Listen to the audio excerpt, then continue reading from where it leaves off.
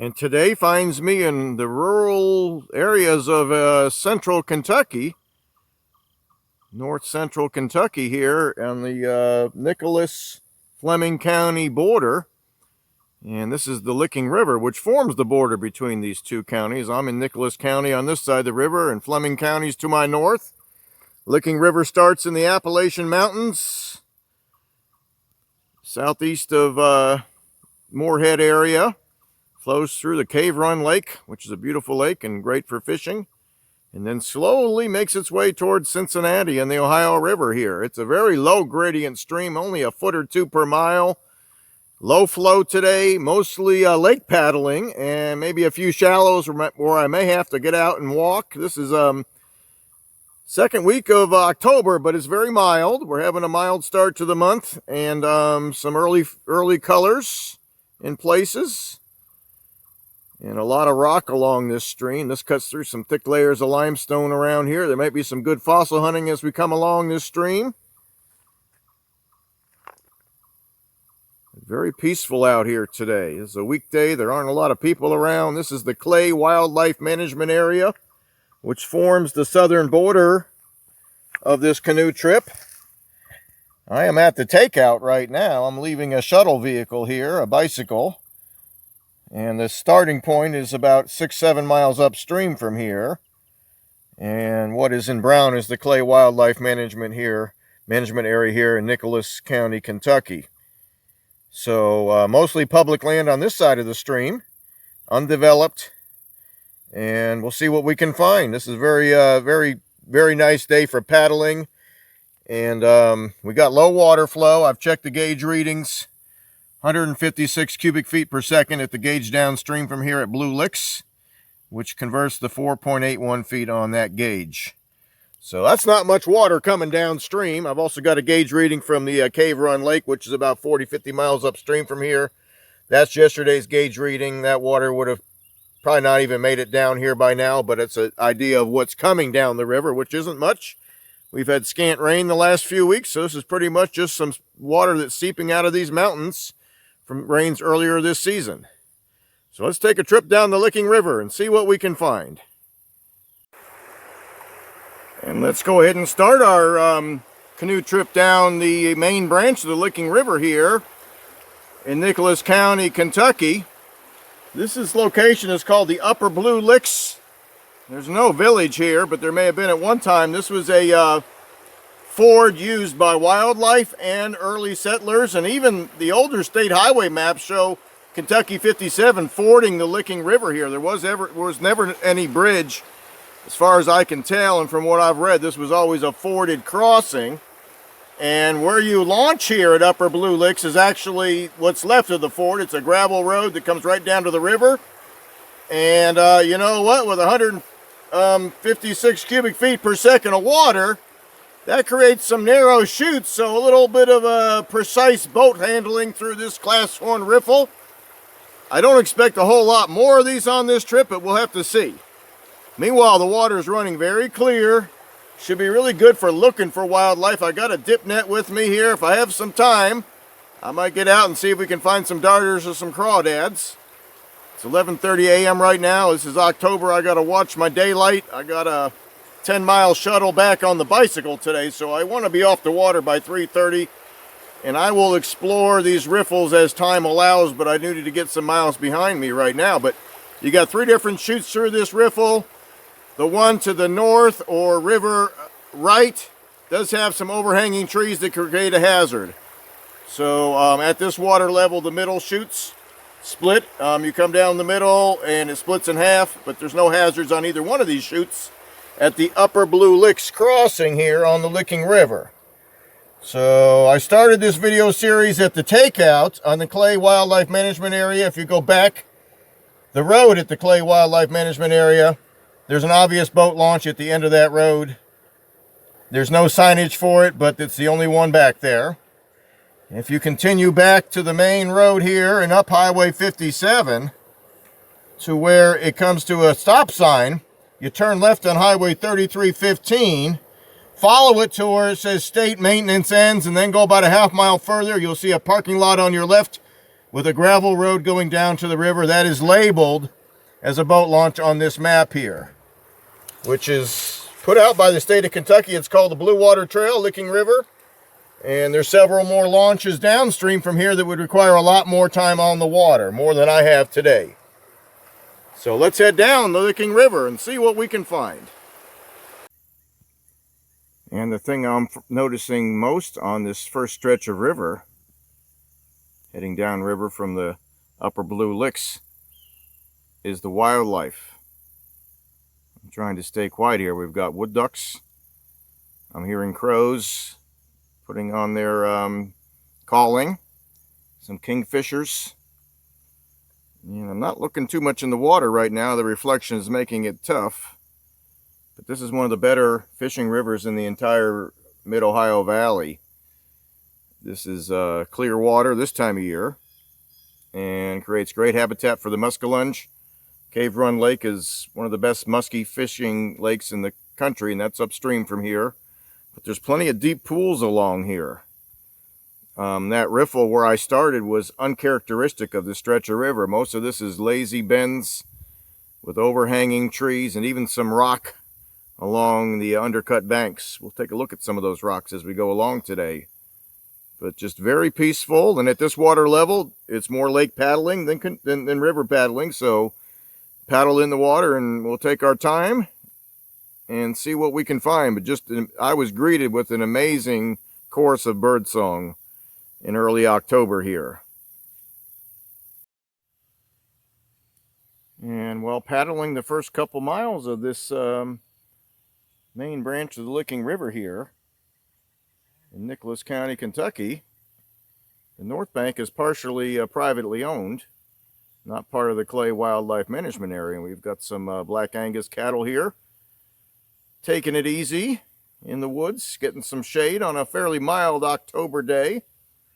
I think I'm starting to get some, they're starting to move around a little. Hi guys, say hi to the camera. And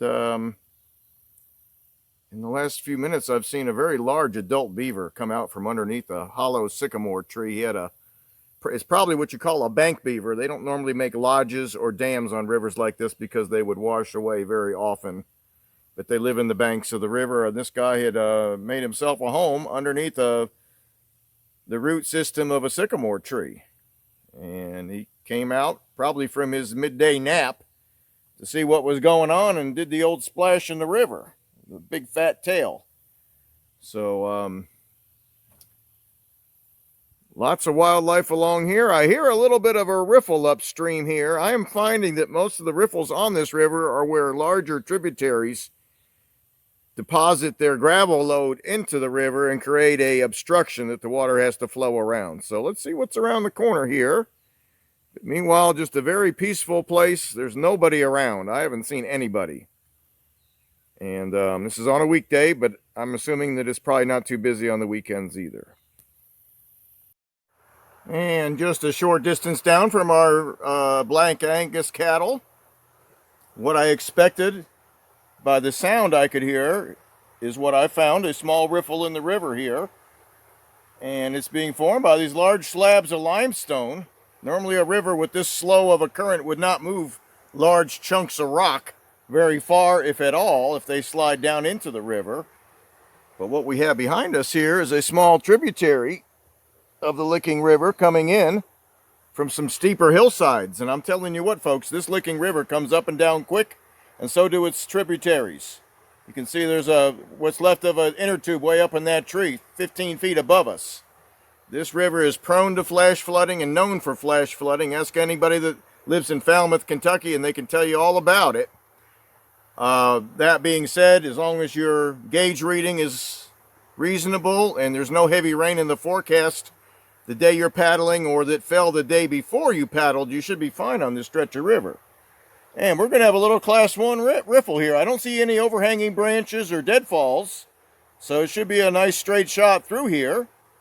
And then back to some more what's almost like lake paddling on this stretch of river. But just a little advice on water levels and planning for a trip and anticipating water levels. And all this information is available from the U.S. Army Corps of Engineers. They have gauges along this river and also a daily output on Cave Run Lake, which is 40 miles upstream from here. So you'd want to check that the day before to see how much water they'll be sending your way.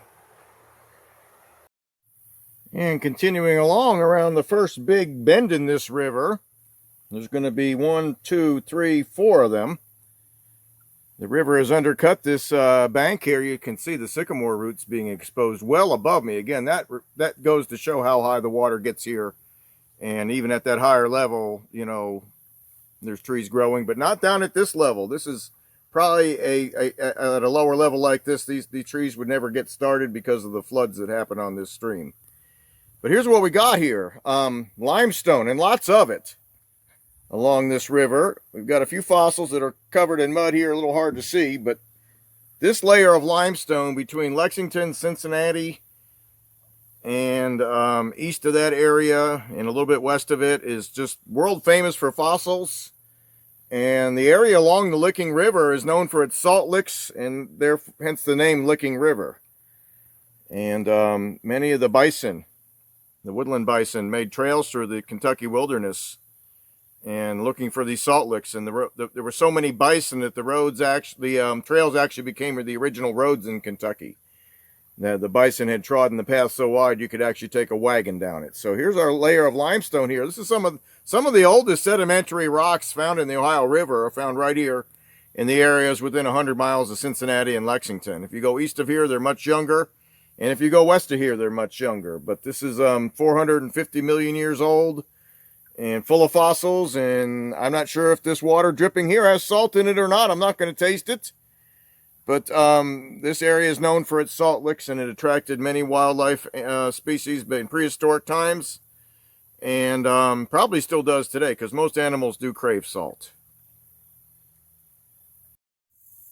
And continuing on around this first big bend in the Licking River, there's more of this limestone to look at. And just it basically forms these hillsides, and wherever the river makes a bend, it cuts under these hillsides and exposes this limestone. But sure is pretty to look at. So we've got a nice woodland on this side with our typical bottomland trees, our sycamores and box elders. And on the north side, we've got this limestone bluff with even some, looks like some American hornbeam growing on the side here, and even some oaks. So more of your upland trees coming right down towards the water's edge. But a real pretty day and perfect conditions. Not much wind to push me around, just a gentle current here on the banks of the Licking River. And for a river whose headwaters is 150 miles upstream from here, this is a very narrow river. I'm amazed, really. This river starts well southeast of here, has quite a large drainage area that it collects water from, but it is narrow here, folks, just a few boat lengths wide in places. And this is characteristic of this stretch of the Licking. All of its erosional force is going down to make these deep swimming holes here, but not laterally to make a wider river channel. It's very narrow here, and where it does erode laterally, it's running into bedrock. So it really can't get too far without hitting this rock. And these hills here, like I said in the last video, are full of limestone, and we're known for their salt licks. So this is characteristic of this 6.5 mile stretch of the Licking River, and very peaceful, full of wildlife. I just saw a green heron, and I've seen beavers and many other common birds that you would expect to find near water, including kingfishers and wood ducks. And the thing that I'm enjoying most about this paddle, and I'm about halfway through it, is just the peacefulness and the gracefulness of this river. These bends in the river have been here for many, many thousands of years. This is land that was never leveled by the glacier, so this river has had many, many thousands of years to make its course and just create a very peaceful setting here. Not much current, not much flow this time of year, except for those occasional riffles. Extremely peaceful, and I hear chipmunks constantly and crows, and just Folks, if you want to come out here on a day when the water isn't too pushy, you can just drift along, and I'm sure the fishing is great. And just a very peaceful place to spend an afternoon. I've been on the river an hour and a half, and I'm about halfway through. So I'm guessing this is about a 3-hour float. And with a higher water level, you could probably do it even quicker. And we're about 4.5 miles into this 6.5 mile float on the main branch of the Licking River here in Nicholas County, Kentucky. And it is no coincidence that the only rapids or riffles we're finding on this stretch of river are where there's an outlet to a stream, a side stream that's flowing into the river. Which where these, right behind these logs is a smaller stream. Probably doesn't have more than a couple square miles of watershed, but it's very hilly around here. And this blue line right here, I'm going to trace it, drains a small hilly area.